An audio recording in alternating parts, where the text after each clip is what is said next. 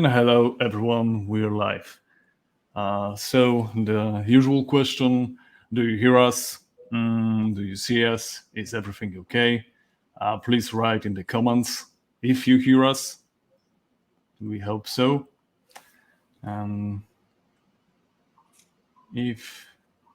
Okay, hello, I see that.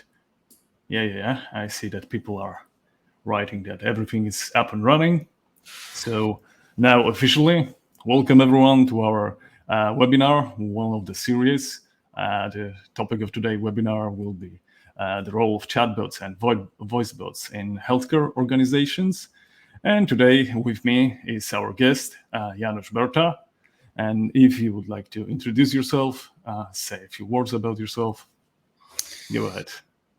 Hello, Philip. Hello, chat. Thank you very much for having me. I'm the guy from Wandly. Wandly is a company who deliver chatbot and voicebot based on artificial intelligence.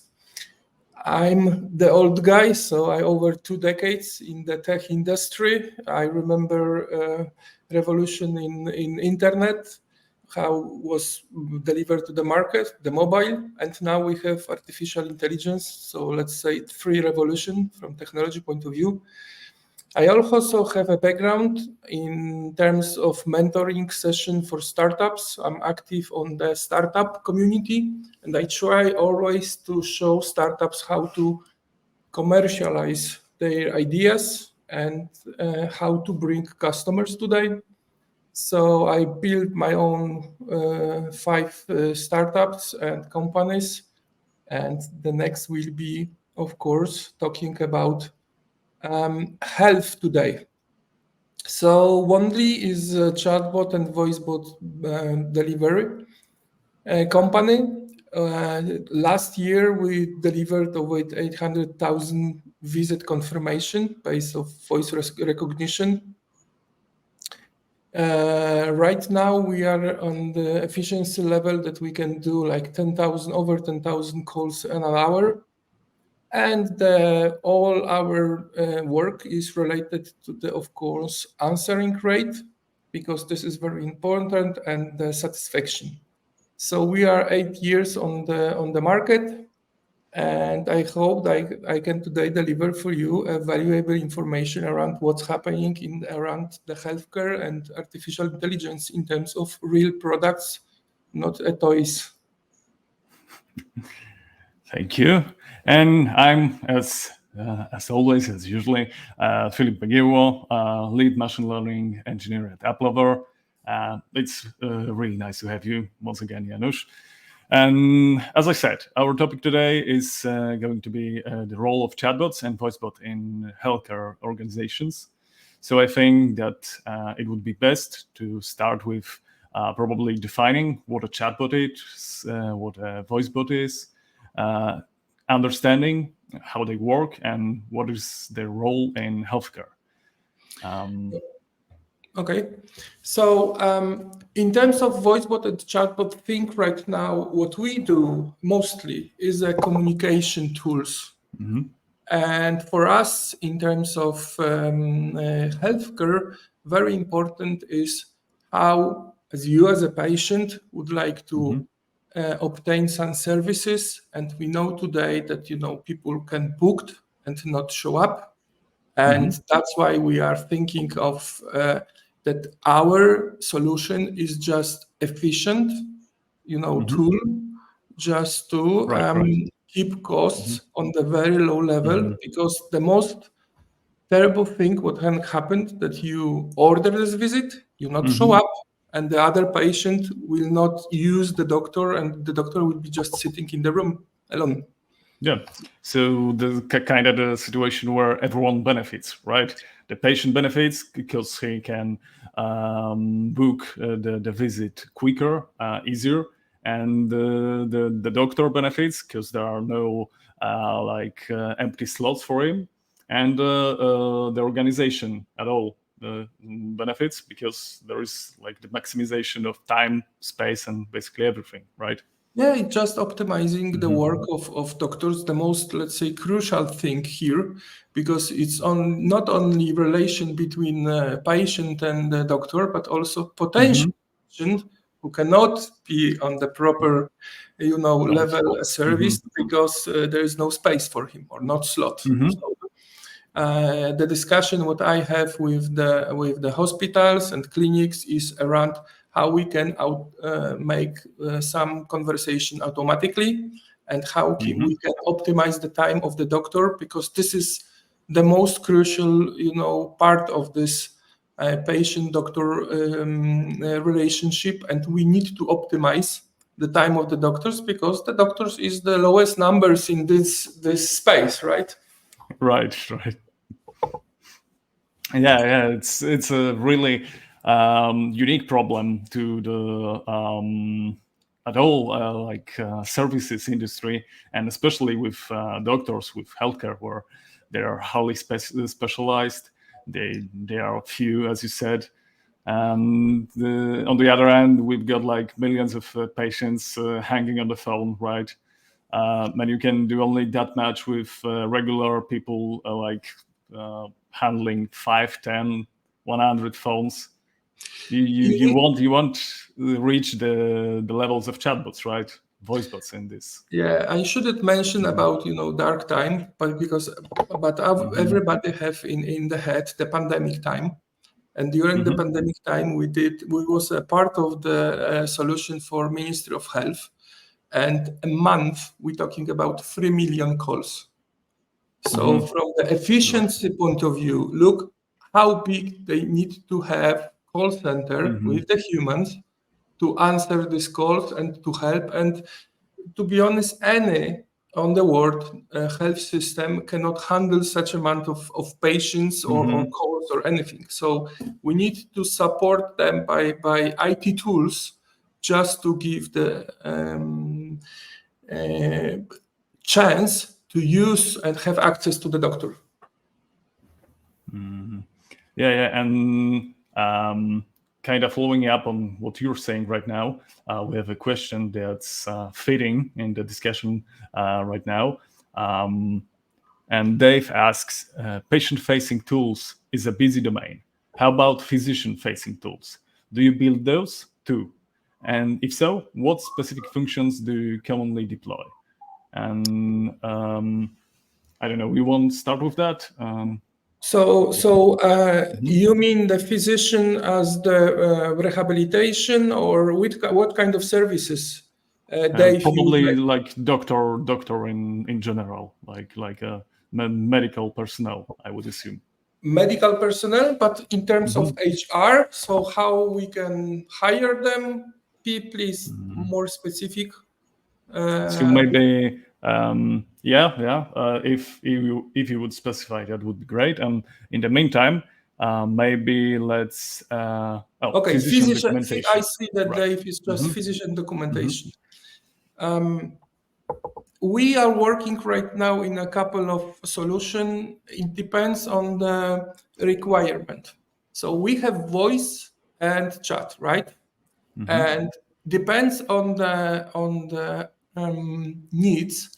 Let's say that doctor can speak to the device, to the computer, and we can have voice recognition.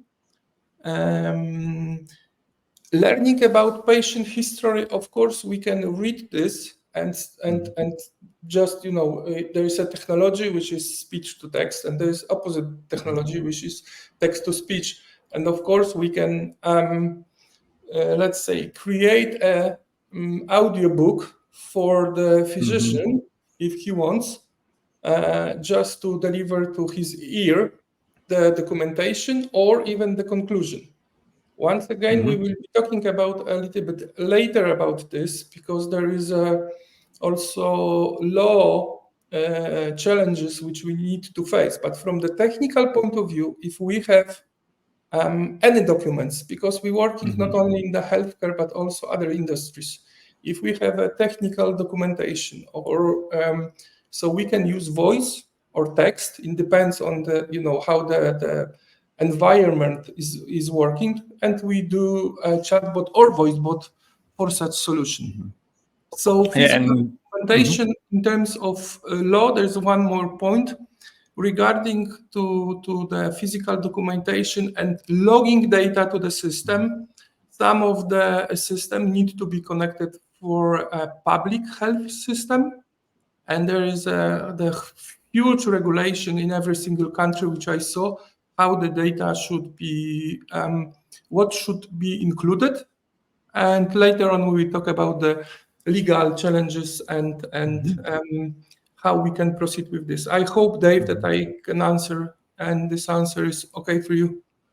And maybe to expand upon that, as we're of course talking about voicebots and chatbots, that chatbots are also kind of connected to retrieval augmented generation, right? The new hip thing that we use the large language models for, like OpenAI assistants, for example, or Google notebooks, those smart notebooks. So probably those kinds of systems as well can be and are already connected to the chatbots to probably work as kind of an assistant for the personnel, for the either in management or the medical practitioners to search, as you said, documentation, right? You can ask the chatbot, okay, bring me this and this document, and the chatbot, if properly set up,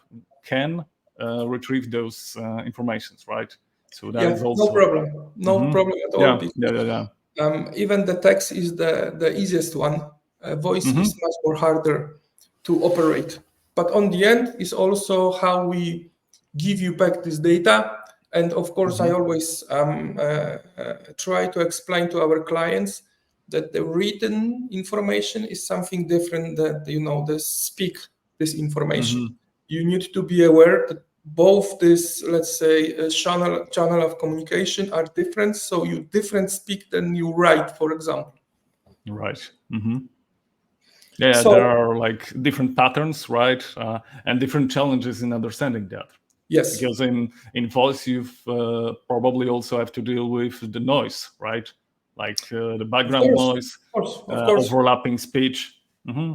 Yeah, so If you look even on the latest, I think it was like 1 week ago, OpenAI and one of the robotics companies said put the YouTube movie around how the robotics interact with the person. And we know already that there is a chat GPT connected to the voice.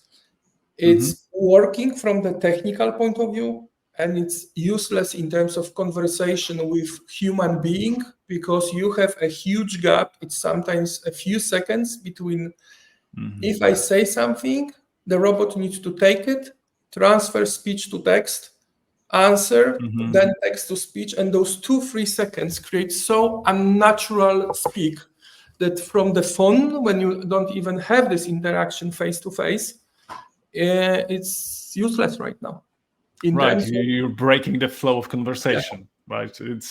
It's immediately off-putting for the user, right? Because it's yeah. not happening as it should.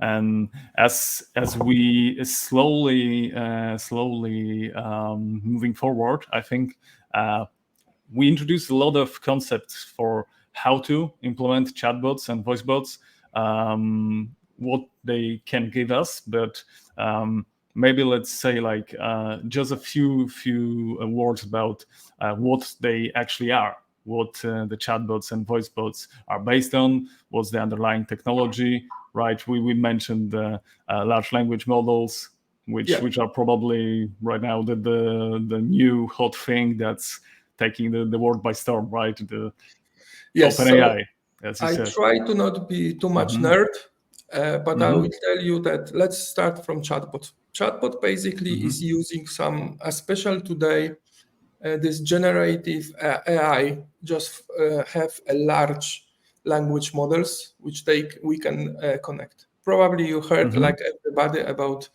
OpenAI and ChatGPT. ChatGPT is let's say engine that very nice talk.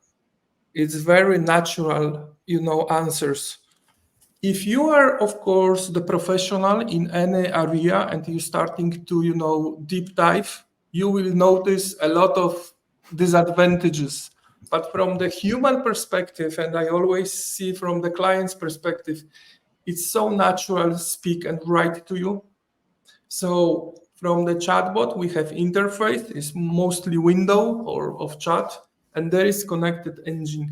What we do, it's not that we teach artificial intelligence how to speak or how to write. What we do, we have our own platform that is telling artificial intelligence and teach about one subject and only one subject. So we're taking this advantage that we can speak and write very nicely for the human perspective, but we, let's say, put the boundaries that we take care about one subject, one document, one thing. And this is our chats. In terms of voice, we're using the universal speech models from Google, and there's other, let's say, needs for that. It's just a short call conversation. Of course, it's not, once again, the value of this voice bot is when you are not a robot in my ears. So what we do from the technology point of view, we're taking Lego blocks from the market and trying to pretend from the phone that there's a voice of human instead of voice of robot. Right. And rest is a telco infrastructure which everybody knows, and voice over IP, and we will not talk about the old telco IT technology. The nitty-gritty of all AI, right? And I think to wrap up, maybe let's discuss the benefits, and then we will go to what is currently brewing, what's the current landscape. So, okay. As you mentioned already, why voice? Yeah. So let's talk about the benefits for healthcare and what we do today and how we solving the issues, which is basically efficiency of the healthcare and optimizing the work, automatization of the communication. You need to know that from the human perspective and business perspective, almost every single our client behave identically. So when you have like 5, 10, 20,000 doctor visits a month, and you are on the level of 10, 20% of people no show, you have huge amount of costs which you basically need to cover, and you cannot do anything with them. So the first idea was, let's hire someone new on the reception desk, and this one student or two students will be calling. This was, of course, not efficient from the cost perspective, but in this time, it's also about the time perspective. Right. You need to have, as much as you have volume, enough people that they will call 24 hours before the visit or in the morning, that people show up. And if not, they figure out some other person maybe show up onto the doctor's slot.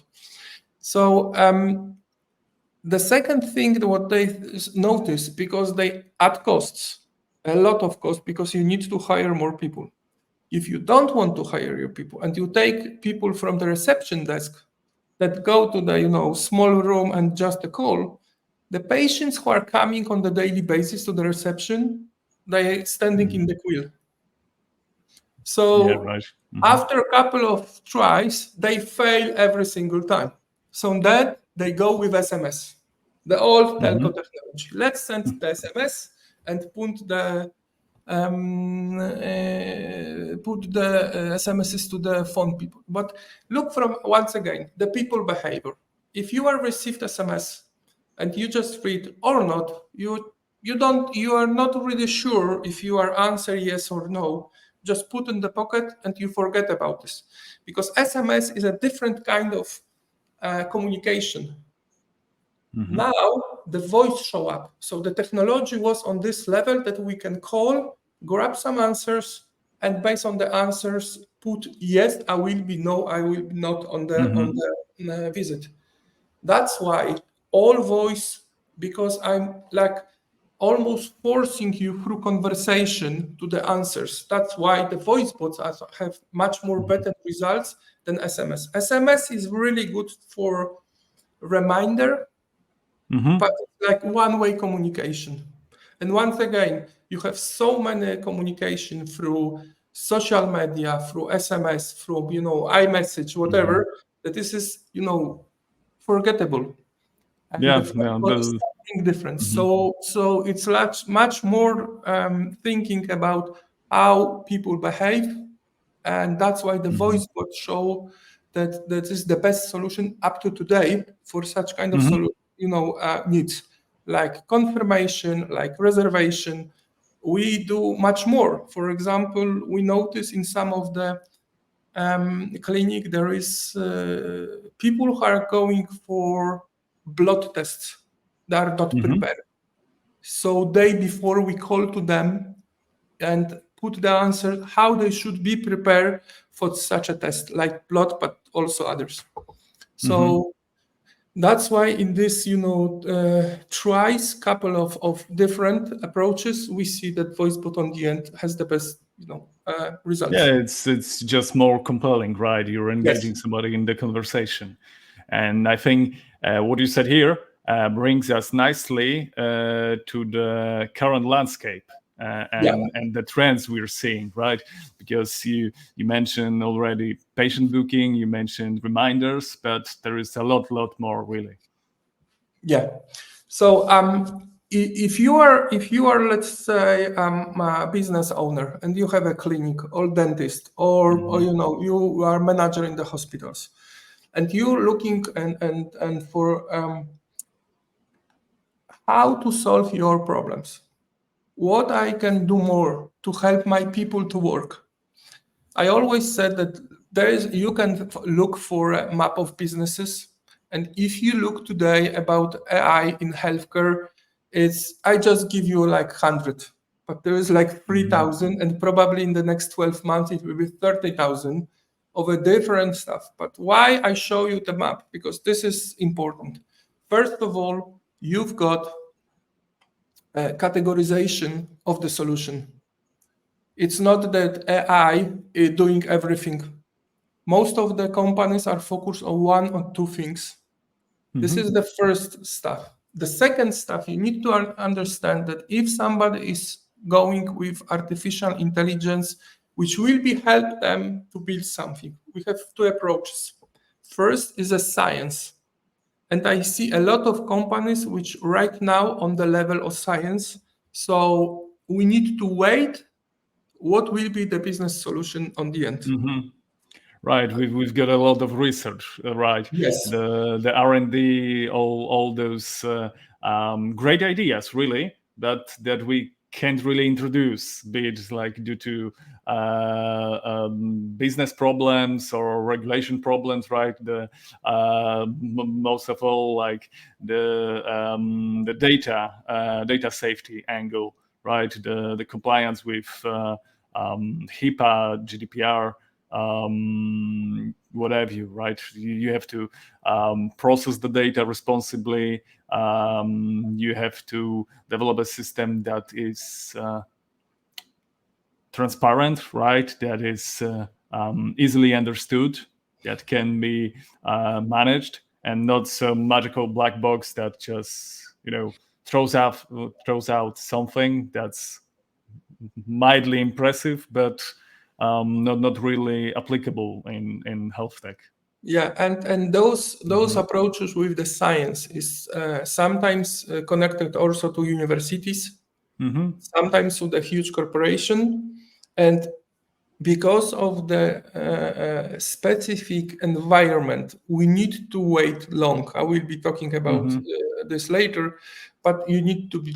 And there is a second approach, which sometimes are using already LLMs which already exist, but they have much more business approach, or they finish this and they can deliver to you something which can solve your problem on the healthcare industry.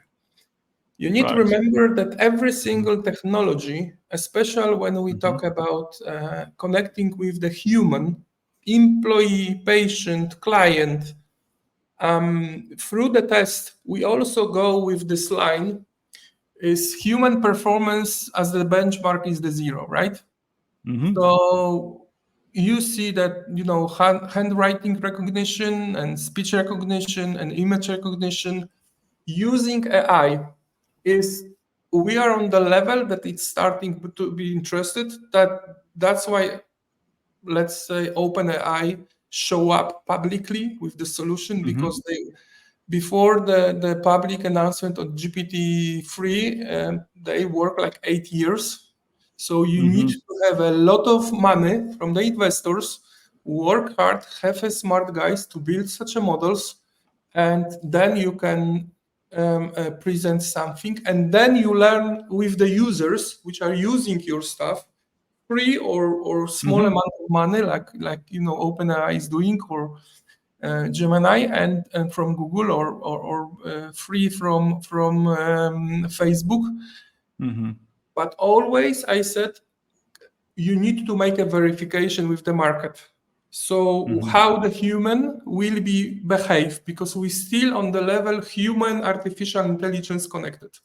So we are on the levels. There are some better, some worse models, but from the solution point of view, there is a couple of good businesses right now who are doing proper stuff, and they can be valuable for the healthcare today, because they just crossed the line that the human performance is not is beaten by the solution by delivered with AI. Yeah, and I think that's a perfect like view on that, because as you said, right, the human is the benchmark here, and even before like GPT 3, we had like models able to somewhat accurate, predict what's the next word, or generate one sentence, two sentences. Even before that, we had just purely statistical methods of analyzing and embedding, generating text, right? But it's all academic, because it's not useful for the business, right? That's why it's still generative AI. If as I told you, I'm doing this over 2 decades, but in terms of image recognition, and I remember like over 20 years ago on the University of Technology in Warsaw, we use math to recognize cancer cells on the picture, because there was a Fourier transformation, and we can use a math and statistic to do it. We wait for 2-3 decades, and Yeah. another tool like large language models can help you to recognize images and do it basically the same with different, of course, approaches, but they doing the same. We were pretty good in the math solution, and the difference between math approach or statistic approach to the AI, you can really calculate this. In terms of AI, the models are so big that even if Yeah. artificial intelligence show you the final results, you cannot just return to draw how he figure out this solution, because you don't have enough time in your life. Yeah, and that's also like a good point, because even now we sometimes prefer the statistical approaches, like the classical machine learning, right? The statistical models that are easy to explain, that are easy to follow, in the most crucial aspects, right? Because we're not relying on a black box, essentially. Yeah.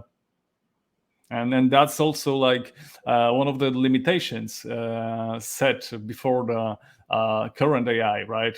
Before all those voice bots, chatbots, the new neural nets, is basically trust. Do we trust those technologies? Do we understand them enough to implement them? Yes, I think that we will be talking later about the law aspects, and I will take care about the trust as well. Yeah, right. Um, I think that as we're already here in this space, maybe it's a good time to discuss privacy and security concerns, right? To Okay. move into the ethical and legal considerations of all the problems, all the technologies that we discuss here. Okay. So. Um, right. So right now the challenges, let's say, especially when we're talking about tools that you can use today. So we are not talking about science. We're talking about the business. We're talking about let's say, solving the problems. Because when you think about the market strategy, if you look deeply, you have three approaches. You are there: increase revenue, cost cut, or time consuming, and do something faster. This is the three main approaches from the market strategy. And when we talk about the business, yeah, I mentioned already about slow adoption cycle. I'm not talking Right. about. So the first part is, of course, very long. Like this is very similar to deep tech. Very long time in the beginning, 8 years, 10 years, up to the moment the technology is ready. And then you have a slow adoption rate because the subject which we choose today is maybe military is much more harder, but healthcare Yeah. is just Yeah. below the military. So there is a plenty of stuff that we need to consider before putting the product or your service on the market, and then you come up with the clients, and then with the clients and artificial intelligence, and this is what you can read in the newspapers again: slow adoption, because people need to be convinced what they are buying, how it works, what is the transparency. So I see today that number of toys, I call it toys, okay, uh, growing very fast, but the really business tools, it's Yeah. not so fast. And after the OpenAI show up with the API that developers can use GPT in their services, it's like hundreds. Every single month, I Yeah. see hundreds and thousands of toys. But from the business perspective, especially when you need to be reliable and you have liability in terms of your service of product, we are not yet here too much with plenty of stuff. Yeah. So Go on. Go on. the trust which you take is one part. I always looking also on the fund. Maybe you read the article how the OpenAI was presented, Yeah. how they do that. The OpenAI speak very naturally. They hire thousands of people in Africa and Asia who just was the teachers. We call it teachers, just to train the models. And you need to have a lot of funds. This is not very common to the small companies somewhere in Europe or US that they can have without such a fund. They can build a model. That's why a lot of are using model which exist, and there is every single quarter I see new models. We of course testing this in the labs, of course those model which we are using on the daily basis, and it's not that new version is better. It's not like this. Yeah, because like as you mentioned, everyone wants to show off their own thing, right? With chatbots, that's one thing, but also you had a lot of really toys, yeah. When the machine vision boom was up, right? The stable diffusion and all those paint your own picture kind of applications. There's a lot of that, and with chatbots especially. since they're a bit easier to modify, right? You can use prompting, you can use a bit different data sets and kind of skew them towards different answers that, as you said, developing a really good, a better one than we have right now, not so easy. Yeah. And and here is like the biggest problem in the trust aspect, I think, because you see a lot of those toys that are not really like up to the HealthTech standards, and they are not bad applications, right? They are good in their own right, but they are not up there. And sometimes I think like bigger clients, more like traditional clients, look only at the surface, at those simpler apps, and don't see the potential in bringing those funds and investing and saying that we can do more, but we are not doing it because it's hard, right? Yeah, yeah. And you need to have time and money to survive these 10 years of discovery. Okay. Yeah. And another aspect of that, a really we've got also the market changes, right? But the real cracks here, the real problem we were waiting and it was looming over us time and time again, is really the legal aspect, right? From how you process the data, how are you sending those data from your application to either API somewhere or your server where you're storing all that, and yeah, that's a whole can of So worms. I will behave like a lawyer. First of all, disclaimer: Yep. I'm not a lawyer. Okay, even in EU, even in Yep. the Yep. US or in ever. So I prepared Yep. for you Same.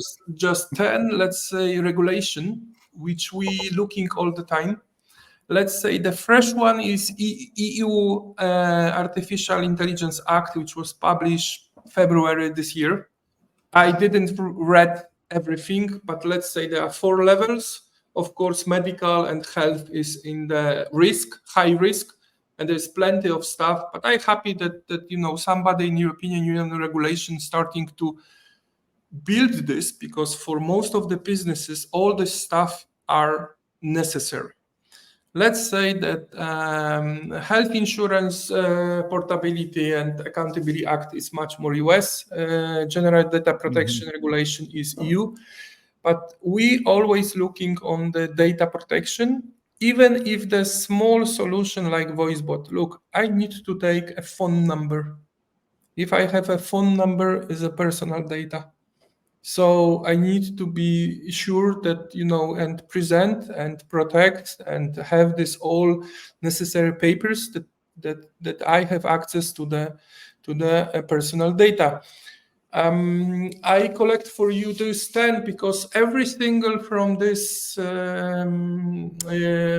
regulation force you to think, depend on the solution that you would like to choose.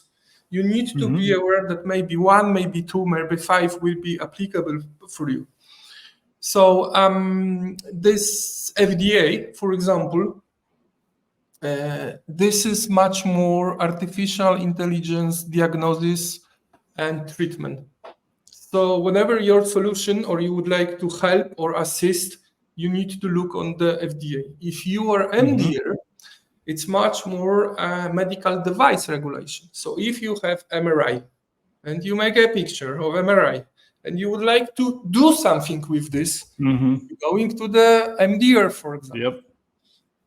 If your artificial intelligence solution would like to say something in terms of medical terms, diagnosis, for example, you need to look on the liability errors. Because and here let me interject just for a second. Here we crash into all those chatbots that are trying to, the trash chatbots that are trying to get the symptoms of a user, or like, are you feeling well? Do you have a headache? And kind of do the diagnostics based on those data. And they always like start with better to consult a doctor, or better to consult a medical practitioner, right? Then follow this. But I think it might be this, right? So yeah, the So liability part. I will give you example from the other industry. It was very good example of electrical vehicles when you have autopilot, and when from the statistical and calculate of the physics, your vehicle knows that it crash. So for the 2 seconds before the crash, the autopilot switch off. So you are responsible. And if you look on this process, it's exactly the same with all these assistants, that we can give you something, but on the end, go to the doctor. This is this 2 seconds, and then all the liability just disappear. Because you make decision, doctor give you the treatment and diagnosis, and this is very, very interesting. So I would like to also add one more thing about this is bias, because bias is one of the things which I think in the US is much more common than in Europe up to now. And of course, there are a couple of states when you have bias act, and you need to treat this very carefully. Much more it was on the recruitation, but if you have a solution for HR in healthcare, and you need to be sure that from the audit point of view, because you need to make a papers and make all this process probably with the lawyers, that you are from the legal point of view secure. You need to think, for example, on the bias stuff. So no any what was the idea in Amazon when they use this artificial intelligence algorithms, and in the warehouses in Amazon, the algorithm just choose only men for work. So you need to be careful. I saw the on the chat the questions about the compliance on the phone voice bot. So answering for the chat questions, of course, is data security and privacy. And you need to remember that in terms of voice, somebody allows you to make a call for confirmation. Because from the technology point of view, there is a lot of right now of discussion how technology in terms of voice or video with voice can do or harm people. But in terms of services which are related to the healthcare, voicebot just, for example, take the phone number and call to you and ask you for are you coming or not coming for the visit. And of course, data protection is in this case very strict. This is phone number, this is a data protection. You need to have all these documents and infrastructure prepared for transparency, protection, everything. I think this wraps nicely and fit nicely into this discussion, because that's really a tangible problem that is answered right now, right? How do voice bots work with HIPAA regulations? And this is what you need to consider every time you make basically medical tool, medical app, right? Like what am I touching? What data am I touching? What problems am I solving? And what consequences will the tool have, right? Because it's all connected, and you sometimes can influence things in really unpredictable ways, right? Because Right. you're using many moving blocks. And it can And happen, and I yeah. saw it a couple of times in terms of startups that the new Mm-hmm. regulation just blows up the startup. You cannot use Mm-hmm. it, something. Look, the law, especially in this area, always is behind. So you need Yeah. to be careful. You need to protect data. This is obvious, Mm-hmm. and we are building tools to help people, to help Mm-hmm. medical doctors, to help nurses. We are not building the tools to make a new political party a winner. Okay. Yep. Yep. Mm-hmm. Yeah, that's exactly that, right? You just need to consider all that, right? And when you're talking about tools for the medical staff, right, there is also another angle here, the training and education for that staff to use those tools, right? To kind of even encourage them to start using those tools, to accept that they're being introduced, that they will coexist with those tools, right? Because if, for example, if you have an assistant, like we talked earlier, an assistant that is performing searches for the personnel, then it's only beneficial. It's only solving a problem if the personnel really uses that tool, right? And Yeah, and you um, know the model mhm, already exists. I mean, if you have models right now which are not 100% sure and liability and everything, mhm, you can go to the medical university. You give them tools to teach future nurses and doctors and mhm, everything, and they starting to use those tools to help to teach themselves or to learn. And on the end, you have two benefits. First of all, the people are starting to use new tools just to mhm, work less or yeah, have shorter, time and do more. mhm, On other hands, you as a business partner, artificial intelligence partner, you will receive hundreds of data that you can build your models better and better and better. mhm, And that's why the university or government help is needed to showing those stuff, because we are today on the beginning of the road. And all these education tools that I saw a couple of them, they can play, they can use picture of mhm, your face or the video of the face and recognize how the blood is through your face is going, for example, right? yes, They can mhm, help you. I'm not talking about that the artificial intelligence will write for you mhm. the last exams, but you can use it for the learning purposes, let's say. Yeah, yeah, yeah. And in like you're saying, it will not write the last exams, right? In like a business perspective, it won't write you like I don't know the last diagnosis that a medical practitioner is putting out, but it will help you to probably write a follow up email quicker, right? To sum up, like you wrote a paper that has, I don't know, 20 pages, and you need to extract like three sentences that define what you wrote. Yeah, the AI is perfect for that. I um saw I saw in many mhm, schools that the students are using artificial intelligence, ChatGPT. You can create for special for the medical, mhm, university, a lot of tools which will help. And this is, let's say, soft landing for yeah, your business, right? mhm. Okay. Yeah, and that's like um I think the best way to manage this change, right? Because let's not kid ourselves. People everywhere are using ChatGPT for one purpose or another, and you really won't stop this by like banning, for example, the usage of such tool.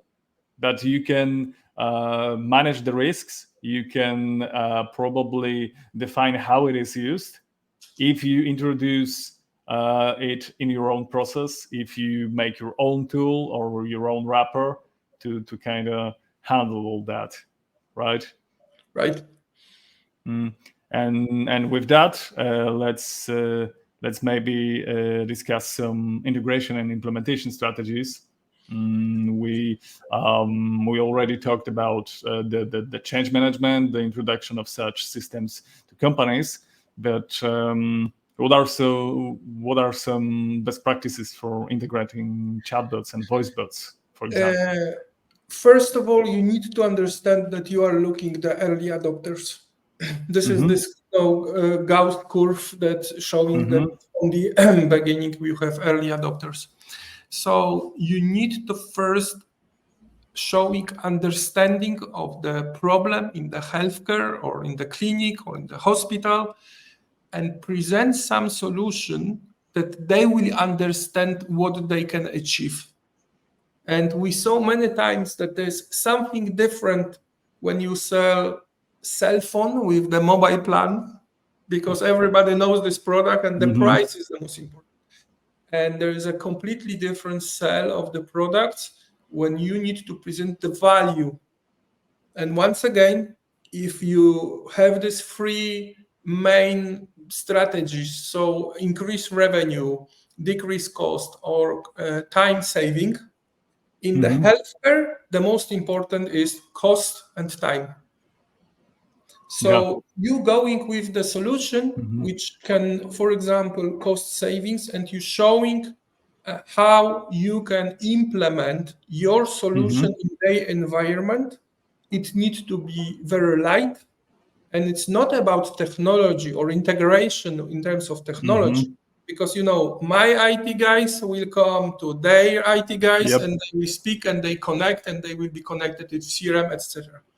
The problem is right now what we're facing is, of course, the people adoption, right? So how the people adopt those tools, because there's also can be a fear because maybe I lose my job, or I don't know how to use it, or I don't see the value. I prefer to do it myself.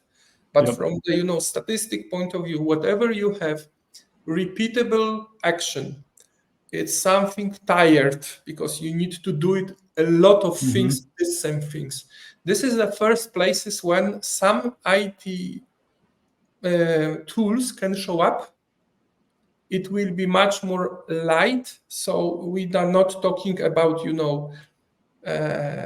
neurologic surgery on the beginning. We're talking about communication tools. We're talking about the papers, which are plenty of papers in the healthcare. We're talking about education. We're talking about that we can grab some data and, for example, prepare every single Ministry of Health in the country what the doctors will be needed in the decade. Because we have some statistic data, because data is a key here. In the previous, internet phase, we're talking now about that content is the key. Now we're talking the data is the key. So as much data you can have, as much solution you can deliver. Yeah, the insight, the immediate value that you're providing with that. That's that's a really good stepping point, because you're at relatively low costs. You're delivering a really big benefit for the company, for your partner, for what have you, right? And you're showing that those AI-powered solutions, that those systems can be then used in other places, maybe going step by step, starting with like a little assistant and moving it to a bigger system, or starting with, as you said, like only a bit of data insight, and maybe ending up with like broad, far-reaching predictions. Right. I see that we have maybe some problem with the internet. Yeah, but I hear you good right now. Okay. So I told you how this implementation and deployment look like today.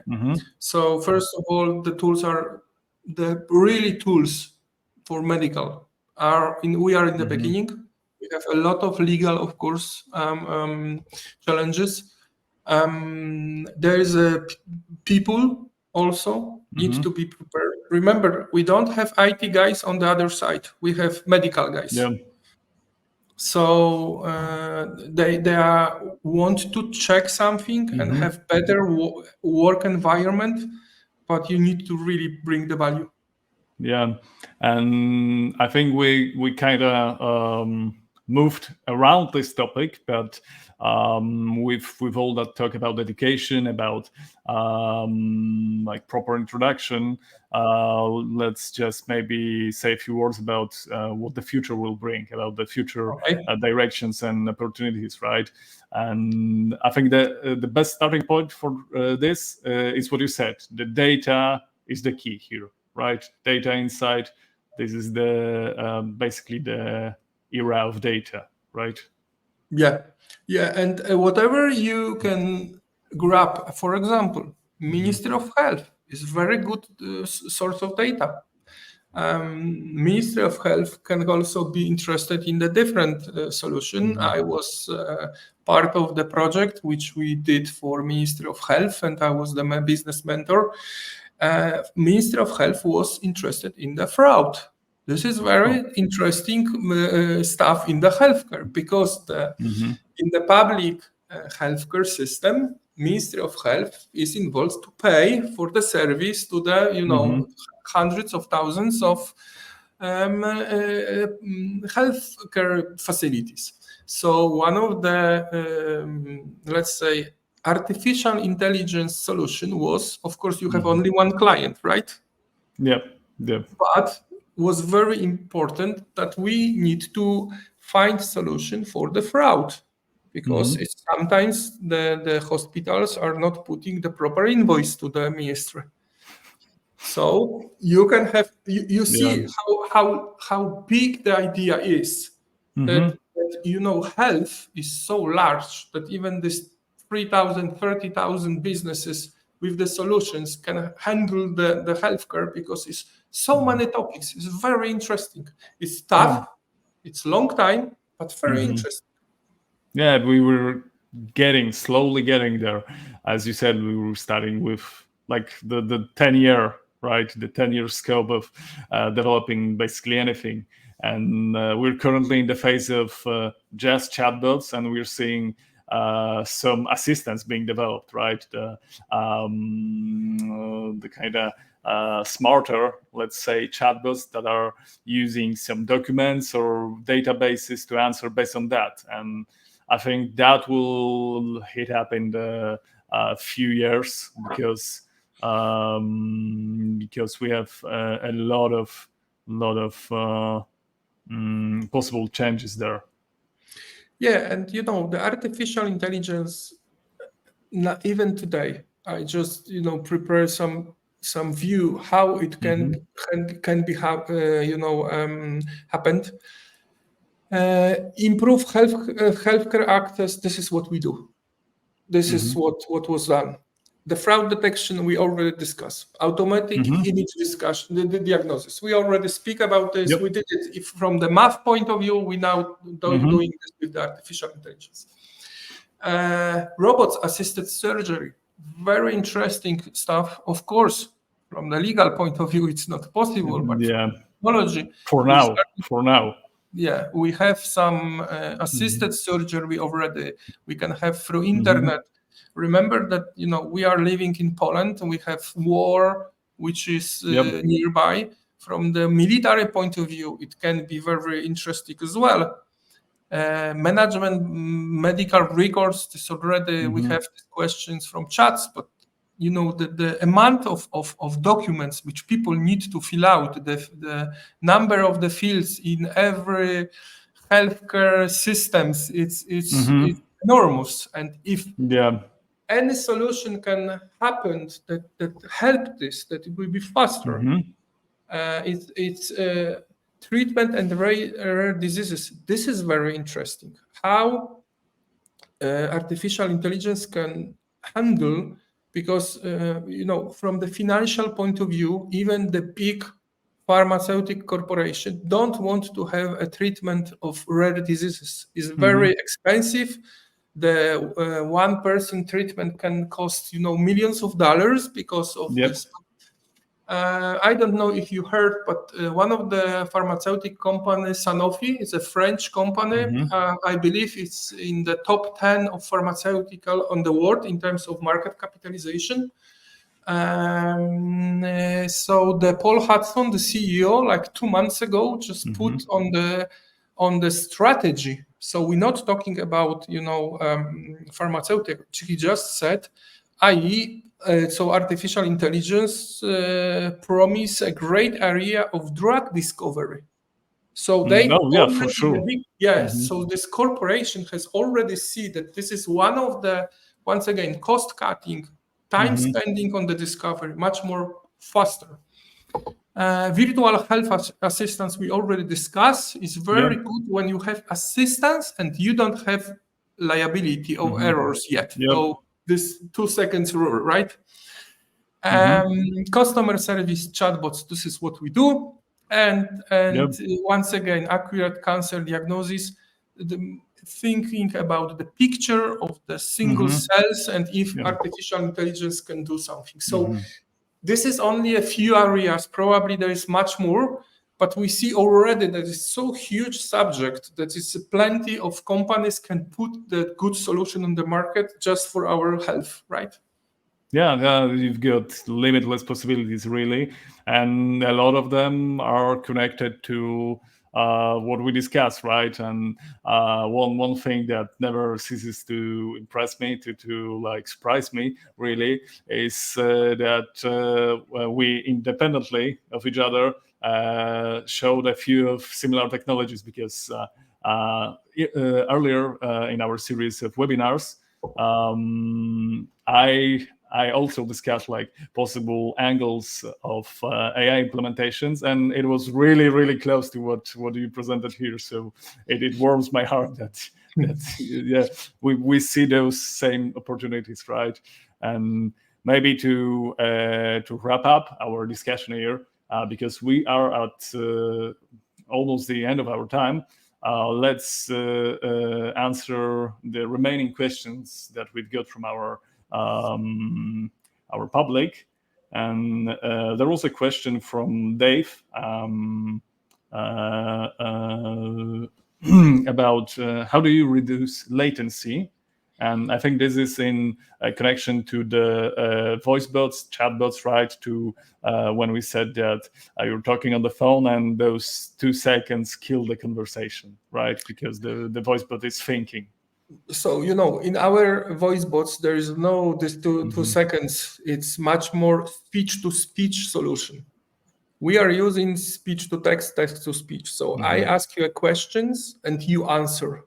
And then I ask the questions and you answer. So with this kind of stuff, we don't see this big gap, because there is plenty of solution that you can tune this conversation in terms of technology, that I can start a record a little bit earlier and answer a little bit earlier. What this reduced latency, Dave, I think was to speech. And with the speech to speech, when the 2 humans are speaking, as we speaking, we think during the conversation. When I need from the, for example, ChatGPT, when you write, look what happened. There's 3 dots which are blinking for 2 seconds, and they starting to produce part of the answers. That's why I'm saying that, written words are different than the speak. But in terms of speech to speech, I need to hear your conversation. I need to, from the algorithm or solution, I need to change speech to text. I need to answer through the text, and then change text to speech. That's why you have this latency, and you need a huge compute power. That's why the last week NVIDIA, CEO showed this beautiful compute, new GPUs and processors. Extremely huge, right. We're talking about like 9,000 gigabytes per second, So we need a huge compute power just to, make a speed, but still there will be from 2 to 1 second. It's like with the guys who are running for 100 meter, right? From 10 to 9 seconds is hard, but from 9 to 8, it's 10 times harder. It's the same like here. Yeah, the Moore law and all that, right? We were hitting, like we're squeezing everything we can from those chips, like, Yes, and it's yes. getting harder and harder. And I think the last question, because we are at the end of our time, really, is there a danger of consumer rebellion against automated systems like these, especially voice bots over the phone? It's much more philosophical questions I see, and of course, there's plenty of, let's say, people who can say that there will be a fight between people and robots. We watched the Terminators with Schwarzenegger many years ago, and we're going with this direction. But let's joke aside. So, in terms of people who are not satisfied, let's say, let's change a little bit these questions. That the voice bot is calling to them. Once again, we create services that they can help people. We are not, salesmen who are selling a lot of stuff for phone. They just bought 10 millions of numbers and they calling with this shit stuff. We just deliver the service and people understand this. During the pandemic, when we have huge amount of volumes, we make some tests, and most of people, especially this seniors, they didn't recognize the difference between our voice and the human being. So this is this satisfaction is lower because your quality of the voice is much more on the natural side than the robot side. So whenever, for example, me who's sitting for many years with this industry, of course I recognize, of course I see. Most people are less and less and less are seeing the difference. This is one. The second is the value of the call. The value of the call. And that's why I'm not afraid as Dave about rebellion, but we're talking about satisfaction, we're talking about the quality, we're talking about natural voices, we're talking about pronunciation, we're talking about the language. If somebody remember the old traditional reception desk, we know from the statistical point of view that a lot of illness is during the weekend. So Monday morning, everybody calling, and nobody can book the slot, and there is a plenty of dissatisfaction. Right? They can call to me whatever they want 24/7, and they can call with many languages because, as you know, we have, for example, 1 million Ukrainian people, and they all also want to, in Poland, right? In Poland, right? In Poland.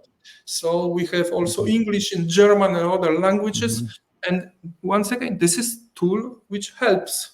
So this rebellion, maybe it's other, let's say, area of the. Yeah, I think that the essence here, right, and I agree with you, is that people rebel against solutions that are not serving them but kind of annoying them, right?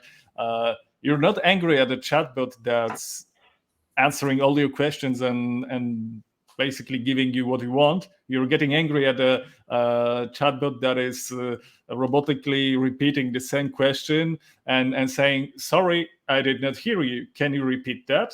And that's where you rebel. That's where you're angry, and you say, "No more of these chatbots. I don't want them." I can tell you though, those things happened to technologies before. This is really advanced. This is really advanced. And of course, it was right. The voice not recognize your intention. There was a repeated question, the same, and annoying people. Yeah. And I think that we can end on this philosophical angle, right? This was a great discussion. Thank you for being here. Thank you for the discussion, right? It was really nice to have you as a guest here. Thank you very much. Whatever you need, I'm always active on the LinkedIn, so you can find me and discuss. And thank you very much, and thank you, Chat, for the questions. Yeah, thank you everyone, and we really appreciate you being here. As always, this webinar will be available on YouTube, so if you want to hear it again, go straight there. And with that, see you again at another webinar. Thank you all. Thank you very much. Bye-bye.